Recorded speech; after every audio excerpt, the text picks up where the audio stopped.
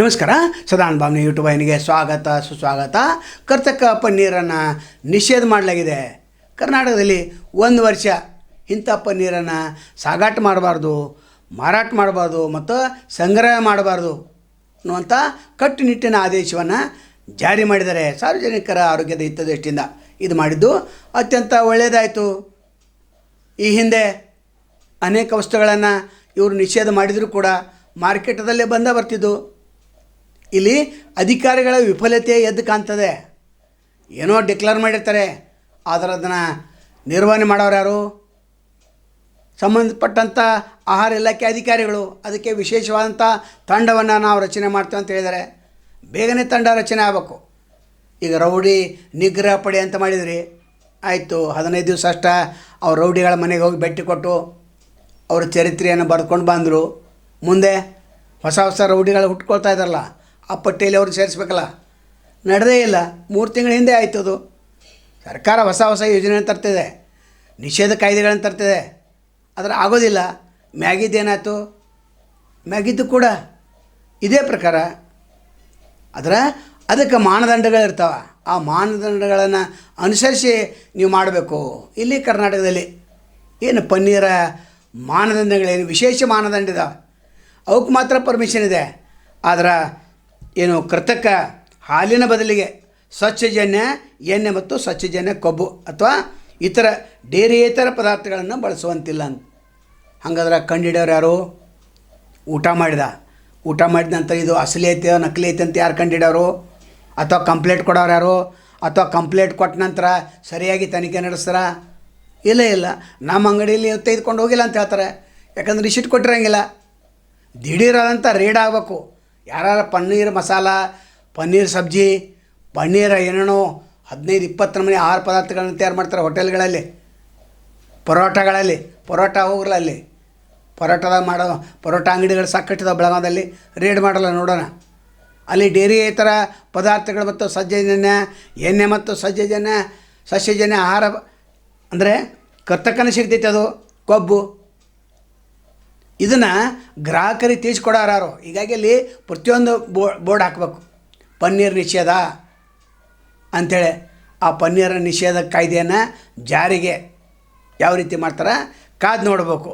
ಇನ್ನು ಏನು ಪ್ರತ್ಯೇಕ ಮಾನದಂಡಗಳನ್ನು ಹೊಂದಿದಾರಂತೆ ಕೆಲವೊಂದು ಜನ, ಅವ್ರಿಗೆ ಅಷ್ಟು ಪರ್ಮಿಷನ್ ಇದೆ. ಪ್ರತ್ಯೇಕ ಮಾನದಂಡಗಳನ್ನು ಹೊಂದಿದಾರಂತ, ಅವರಷ್ಟ ಪನ್ನೀರನ್ನು ಬಳಸಬಹುದು ಅಂತ. ಯಾವ್ಯಾವ ಅಂದ್ರೆ ಫ್ರೋಜನ್ ಡಿಸರ್ಟ್ ಅಂತ, ಮತ್ತು ಸಂಸ್ಕರಿತ ಚೀಸ್. ಎಷ್ಟೋ ಕಡೆ ಚೀಸ್ಗಳನ್ನು ಮಾಡ್ತಾರೆ. ಈ ಪನ್ನೀರ್ನಲ್ಲಿ ಇದು ದೃಢ ಇದೆಯೋ ಅಥವಾ ನಕಲಿ ಇದೆಯೋ ಕಂಡುಹಿಡಿಯೋರು ಯಾರು? ಅದು ಕೂಡ ಇಲ್ಲ. ಇನ್ನೊಂದಂದರೆ ಮಿಕ್ಸ್ ಫ್ಯಾಟ್ ಸ್ಕೆಡ್ ಅಂತ ಮತ್ತು ಮುಂತಾದವುಗಳು ಯಾವುವು? ಫಾರಿನ್ದಿಂದ ಬರುವಂಥ ಪನ್ನೀರ್ಗಳು. ಇದೊಂದು ದೊಡ್ಡ ದಂಧೆ ಆಗಿದೆ.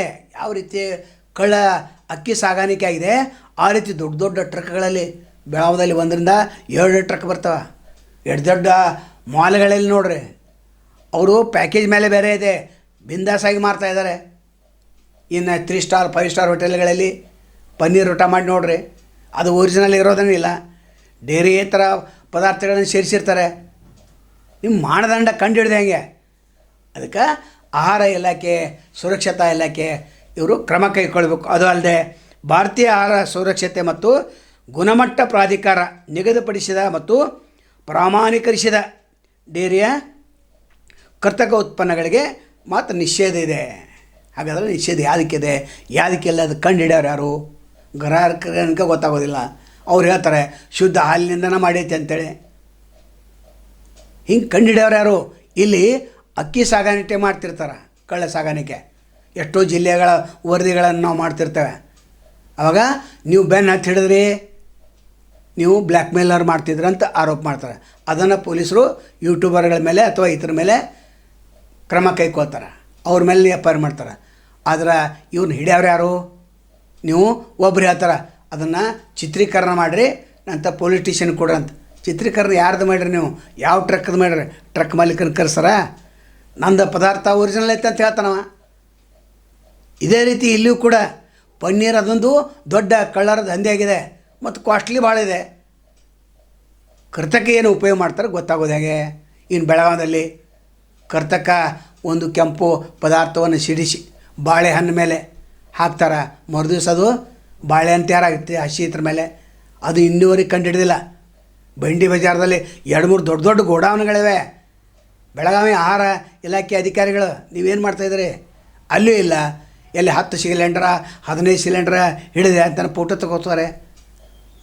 ಆದರೆ ಇಲ್ಲಿ ಭೇಟಿ ಕೊಡೋದೇ ಇಲ್ಲ. ಯಾಕೆ ಮಂತ್ಲಿ ಫಿಕ್ಸ್ ಇದೆ.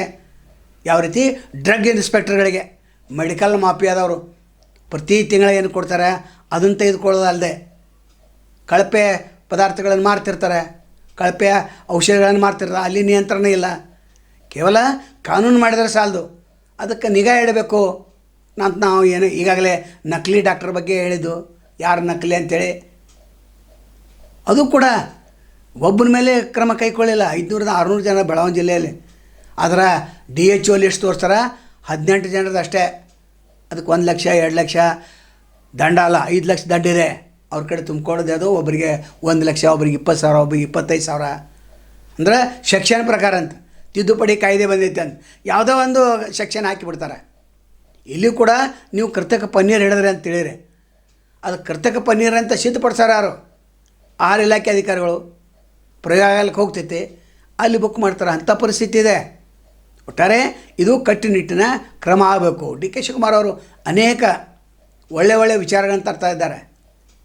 ಮೊನ್ನೆ ಒಬ್ಬ ಕಟ್ಟಿಂಗ್ ಅಂಗಡಿಯವನ ಕಡೆ ದುಡ್ಡು ತೆಗೆದುಕೊಳ್ತಾಯಿದ್ರು, ಅವನ್ನ ಸಸ್ಪೆಂಡ್ ಮಾಡಿದ್ದಾರೆ.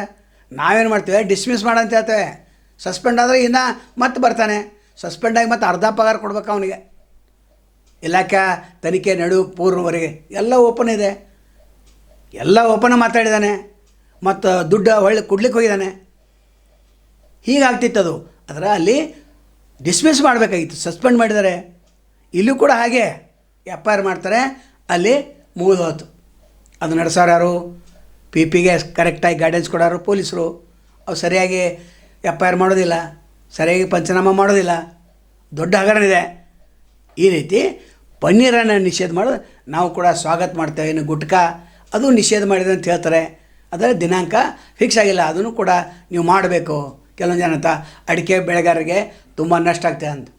ಒಬ್ರಿಗೆ ನಷ್ಟ, ಕೆಲವು ಮಂದಿಗೆ ಲಾಭ ಆಗೋದನ್ನ. 90% ಯಾರಿಗೆ ಲಾಭ ಆಗ್ತೈತೆ, 10% ಅವ್ರಿಗೆ ನಷ್ಟ ಆಗೇ ಆಗ್ತೈತೆ. ಅದನ್ನ ಕಡೆ ನೋಡಬಾರ್ದು.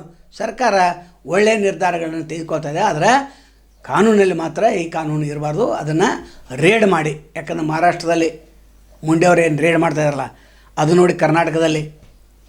ಇನ್ನು ಇದಕ್ಕಿಂತ ಮೊದಲು 2 ರಾಜ್ಯಗಳಲ್ಲಿ ನಿಷೇಧ ಆಗಿತ್ತು, ಮಹಾರಾಷ್ಟ್ರ ಮತ್ತು ಗುಜರಾತ್.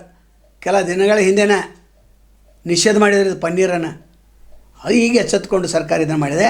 ಸರ್ಕಾರಕ್ಕೆ ಸ್ವಾಗತವನ್ನು ಬಯಸ್ತೇವೆ. ಆದರೆ ರೇಡ್ ಮಾಡಬೇಕು, ಹೆಚ್ಚಿನ ಕಳ್ಳರನ್ನು ಬಂಧನ ಮಾಡಬೇಕು ಅಂತೇಳಿ ಕೇಳ್ಕೊತೇವೆ. ನಾವು ಇವತ್ತು ತಮ್ಮನ್ನು ಭೇಟಿ ಆಗ್ತೇವೆ. ಅಲ್ಲಿವರೆಗೆ ಶುಭವಾಗಲಿ. ನಮಸ್ಕಾರ. ಅನೇಕ ದಿಟ್ಟ ವರದಿಗಳನ್ನು ನಾವು ನಿರಂತರವಾಗಿ ಮಾಡ್ತಾ ಇರ್ತೇವೆ. ಆದರೆ ಯಾರಿಗೂ ಸಹಾಯ ಮಾಡಬೇಕಂತ ಅನಿಸ್ತೈತಿ. ಆ ಸಹಾಯ ಮಾಡೋರು ಇಲ್ಲಿ ಫೋನ್ಪೇ ನಂಬರ್ ಇದೆ, ಗೂಗಲ್ ಪೇ ನಂಬರ್ ಇದೆ, ನೀವು ಸಹಾಯ ಮಾಡ್ಬೋದು. ಯಾಕಂದರೆ ಗಟ್ಟಿದವನೇ ನಮ್ಮದು. ಸ್ವತಂತ್ರ ಪತ್ರಿಕಾಧರ್ಮವನ್ನು 35 ವರ್ಷದಿಂದ ನಡೆಸ್ಕೊಂಡು ಬಂದಿವೆ. ನೀವು ಇದಕ್ಕೆ ಸಹಾಯ ಮಾಡಿದ್ರೆ ಇನ್ನಷ್ಟು ಗಟ್ಟಿ ಧ್ವನಿಯಲ್ಲಿ ನಾವು ವರದಿ ಮಾಡಲಿಕ್ಕೆ ಸಾಧ್ಯ ಇದೆ.